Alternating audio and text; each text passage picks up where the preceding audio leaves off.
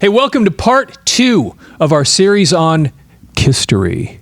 Now, remember last week what we started doing is we're going through the A&E Biography that was put out a few years ago that's currently on Hulu, and we're going through it, and every single time we find a montage, we look for the newspaper headlines. Because if you've ever seen these kind of biography, history things before on these different channels, they'll do these little montages to kind of show time passing, and inevitably they throw newspaper headlines in there as part of these montages. And so what we decided to do last week is we're going to go through this particular biography about KISS, which is called KISStory, and we're going to go through and find all the headlines from the different newspapers, and then we're going to go actually track down the actual article, find the headline, find the article, find the newspaper that it was printed in, and then read it. So right now what I'm showing you on the screen is the second headline in the show. It happens right around the 37-minute mark, and the headline is "Nothing to Lose at KISS Concert."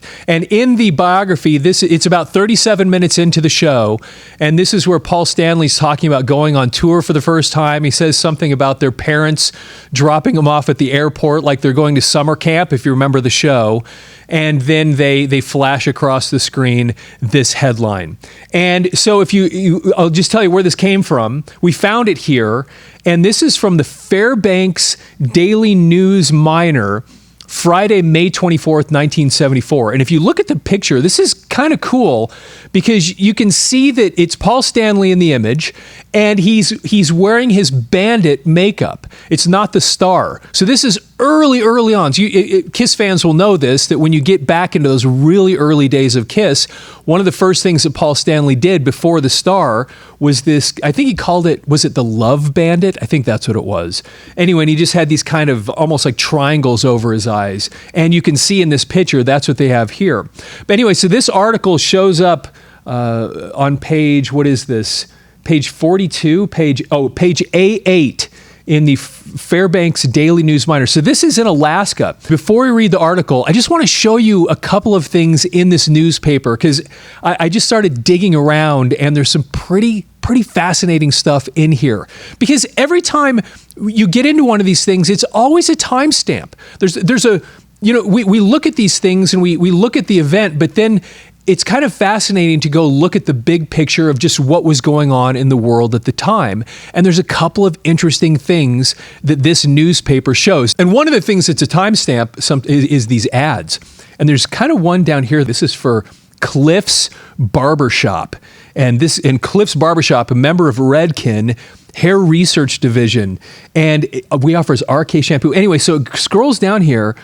Start your RK hair routine today, and then it says, "We may be free," which I have no idea what does that mean? And then it lists all these different things: RK protein shampoo, dandruff shampoo, protein conditioner, just on and on, all these different things this barbershop owns or offers. And then it says, "Air conditioned for your comfort." Can you imagine an advertisement today that actually uses the fact that air conditioning is part of your experience and uses that as a selling point? That here at Cliff's Barber and Stylist Shop, they want you to know that if you come get your hair cut there's going to be air conditioning. Anyway, I just love this stuff. And then down here at the bottom, check it out. Cliff's Barber Shop will be closed Tuesday, May 28th in observance of Memorial Day. And ironically, the day that this video is coming out just happens to be Memorial Day. Over here to the left, this is kind of cool. Treat your summer visitors and relatives to a wilderness fishing trip. And it has this Bob Elliott that has a brochure you can get so you can go on his plane and go gray line fishing for $40, pike fishing for $60, lake trout fishing for, I think that says $90. Anyway, that's pretty cool. So I'm curious, how many of you actually ever went and did this? I've had a lot of friends, I've never done it, but that have gone to Alaska and done one of these fishing trips. But now this goes back into 1974. Okay, so, and before we get to the article, I just want to show you a couple of other articles that I think you will find super fascinating. So I'm going to go one page before this on page, let's see here. So this would be A7, I guess. Yeah, so check this out. There's this headline that says, "Madcap filmmaker has new movie."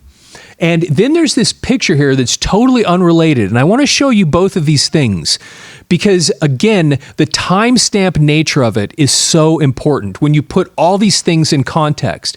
Because Kiss put out, Kiss's first album came out on February 18th of 1974. Now, look at this picture right here. And look what it says underneath this picture. This is in the television section. This is telling you all the different TV shows they're going to be on. It's kind of like the old TV guide. You remember this? You get the newspaper and it'd tell you what's on when. And anyway, so, and it's in that section. And check this out. Bailiwick publishers, CW, I can't really, Snedden and William Randolph Hearst Jr.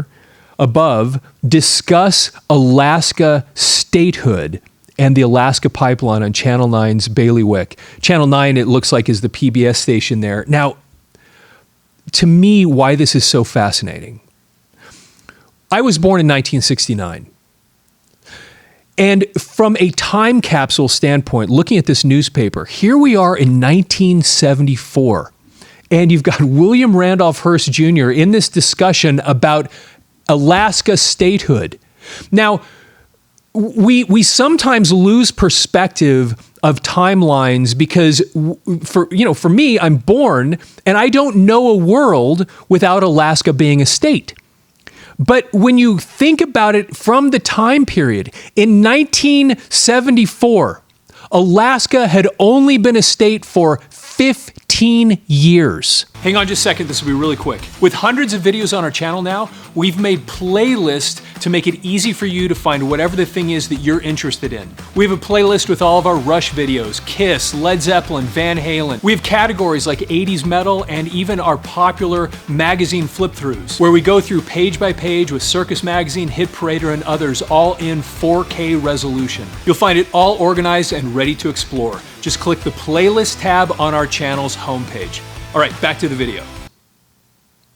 It was still part of the discussion, what we're going to do at this place, what's happening there, what are all the ways this is going to be handled in the future. And when I was born into the world where Alaska was already a state. That same year, Hawaii became a state. And I think we sometimes, those of us that were kind of born after the fact, and I think most people watching this, that watch this channel, are in the same situation that I am. You're born and you just don't know a world without it. And yet here, the people that were writing this newspaper, the people at the time of Kiss's first album, were aware of a world when we when we only had 48 states in the United States of America. And it's just such a fascinating timestamp to think about this. And here they were promoting a show where they're going to be discussing. Here we were only 15 years into that. Anyway, I love that. Now, another thing that's kind of fascinating here is this madcap filmmaker has new movie. And what this is they're talking about the fact that Mel Brooks just finished filming Young Frankenstein. So here we are in 1974, and guess what movie came out literally like a week and a half before Kiss's first album? Blazing Saddles. Blazing Saddles was released on February 7th of 1974, literally just a few months before this newspaper is put out. And Young Frankenstein comes out then in December 15th of 74, later on this year. So when Kiss's first album is being released, it is literally just a week after Blazing Saddles is released in the theaters. So from a timestamp standpoint, it's so fascinating. And then listening to what he has to say here, I'm not going to read the whole article, but there's a couple of, when you look back at this stuff and you listen to them talking about it and you put it in the context, I just love this stuff. So here we go. Los Angeles, Associated Press. Having demolished the film Western with Blazing Saddles, madcap filmmaker Mel Brooks has now treated the horror movie, but with a different attitude. Quote, "This is a salute, not a spoof," says director-writer Brooks of his just-finished Young Frankenstein.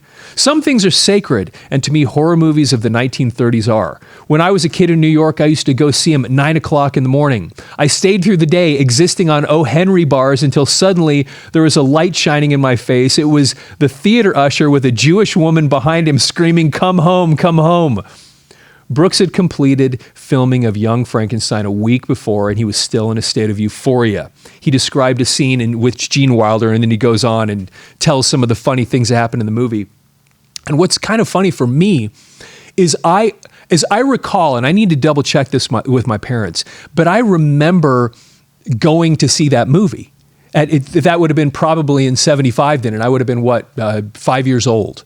And it was, anyway, Young Frankenstein. And then I see it again much later in life, and it was kind of a brilliant show. As far as Mel Brooks goes, I think it was all black and white, if you remember, and it really was one of his, I think, looking back at all of his stuff, one of his greatest movies that he put out, even to this day. The thing was just amazing. Okay, I'm going to show you one other thing, and if you're a musician, I want to get your feedback on this.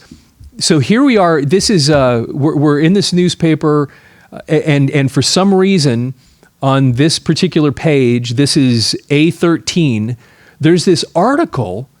Says age of songwriting now just realized. So I'm flipping through this paper, because I found the KISS article. I'm just reading things, and I come across this, and I had to read this article. And I'm not going to read the whole thing to you, maybe in another video, because this is a really interesting article.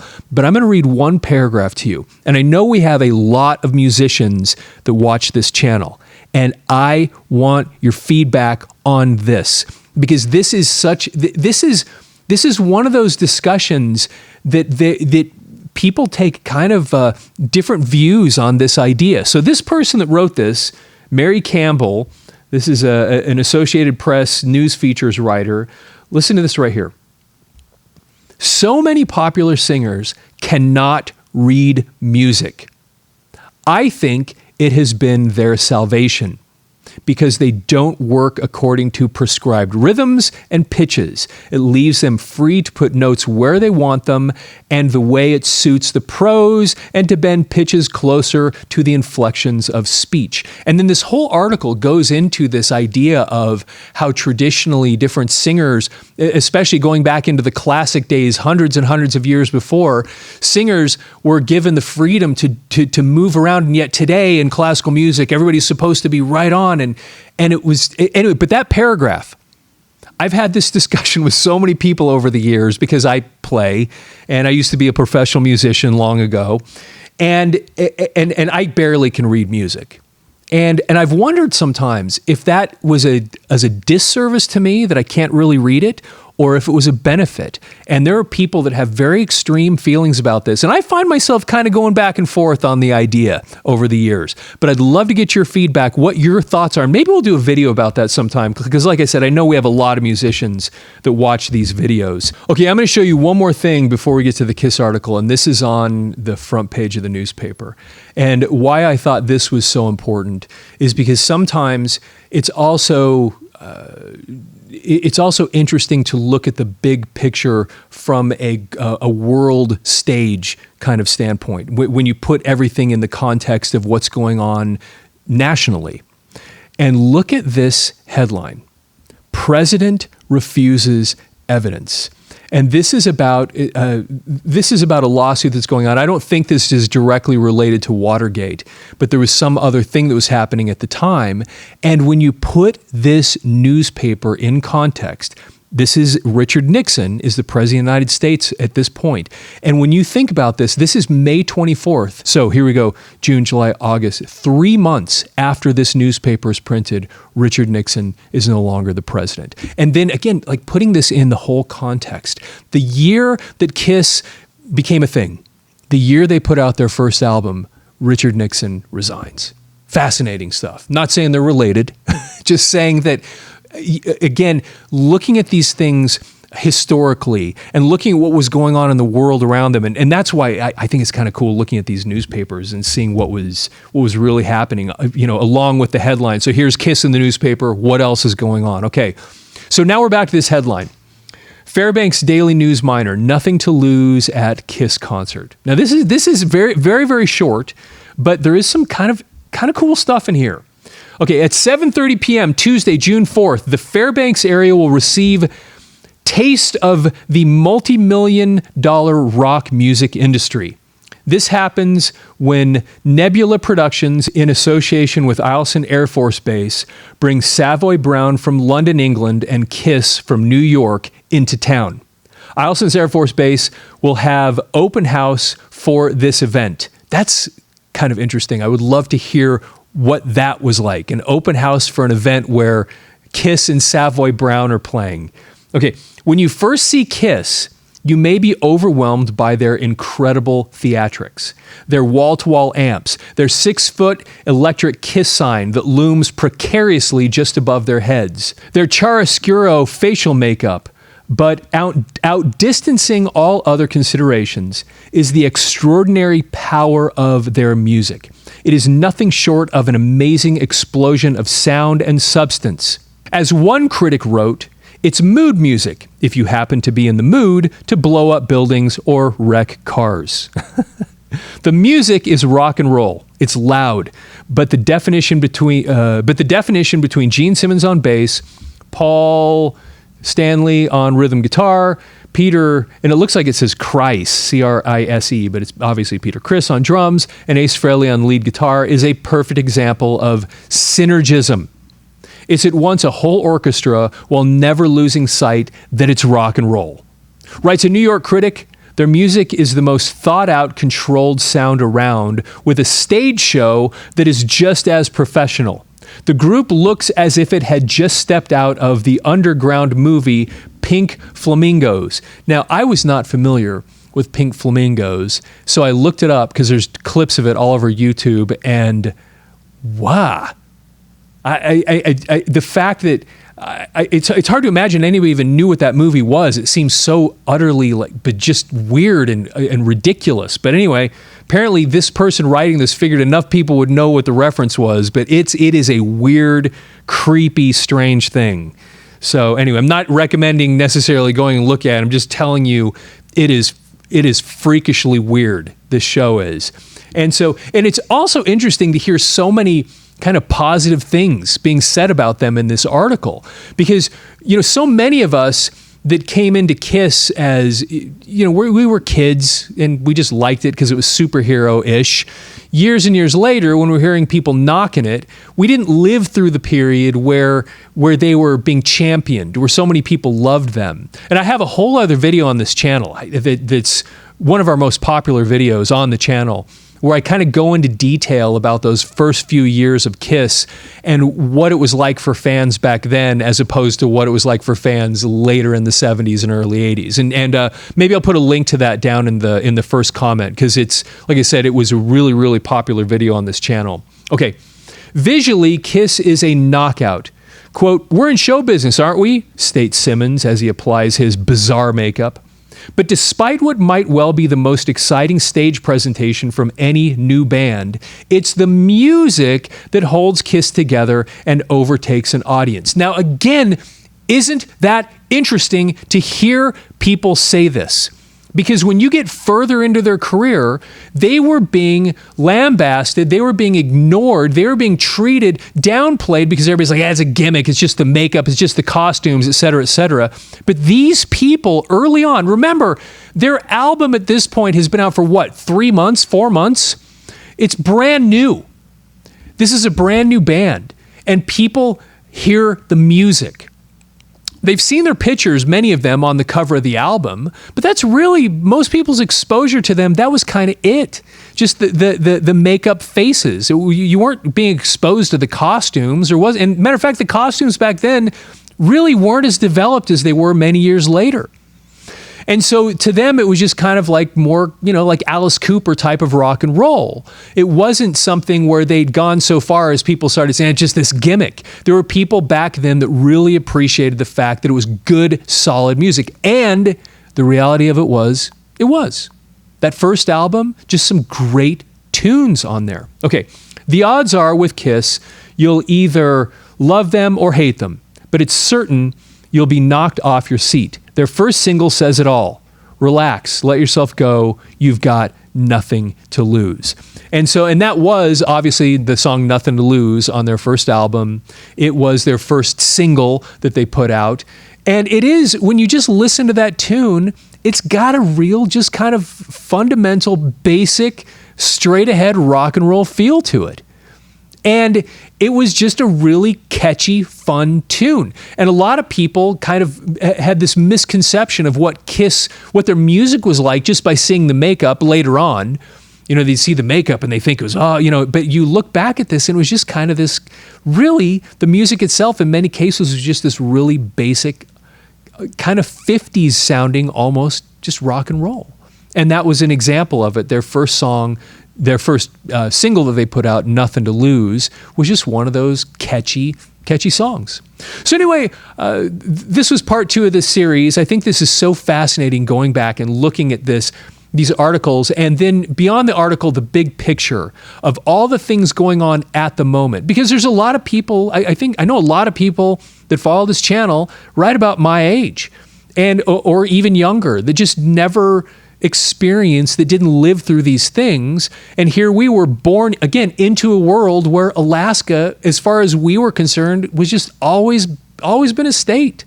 Just always was. Not realizing when I was born, Alaska was barely 10 years old. It was pretty new. It's a pretty new idea that we had a 49th and then a 50th state. It was a pretty new thing. And for those of us born after the fact, we'll just never really understand that because we were just born into something. But it is interesting now to go back in the context of the things that we ended up really being connected with, like KISS, and then taking there and then looking at the bigger picture of the world that was happening at that time. Anyway, I hope you enjoy this stuff. Thanks for taking the time to visit with me today. If you're not following the channel, we'd really appreciate you following the channel. Of course, like the video, and I'd love to get your comments. They were touring here with Savoy Brown, by the way, which it mentioned, and they were opening up for Savoy Brown. How many people even remember Savoy Brown today? They'd started in the mid-60s. They were well into their career at this point. How many people could even name anything about them now? Were you a fan of Savoy Brown? What did you know about them? I'd love to hear that in the comments too. And so anyway, we'd love to get your feedback on all these things. The thing I read about the song, or about whether or not you read music, I think that's kind of a cool discussion too. And anyway, again, thanks for visiting with me. And with that, have yourself a fantastic day.